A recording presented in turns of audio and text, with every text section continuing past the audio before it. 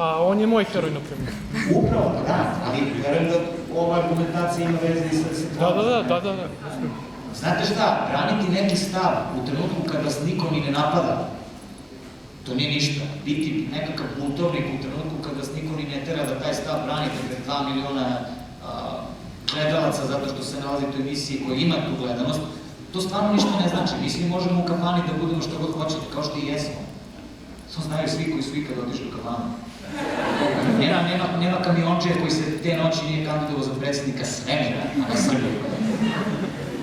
Ali vas niko ne tera da taj stav branite, stoga vi to možete do mile volje. Međutim, onog trenutka kada vama stvarno ponude nešto, vi odbijete, tako pričamo zaista o tome da vi imate stav.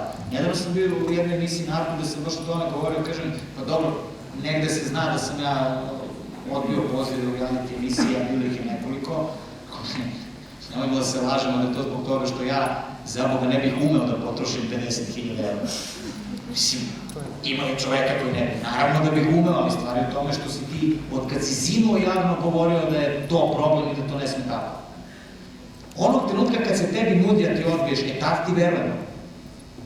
Do tad je to sve samo priča, ja ne bi nikad, prokletnici, kako samo mogu, kakve ništarije, evo, čoče.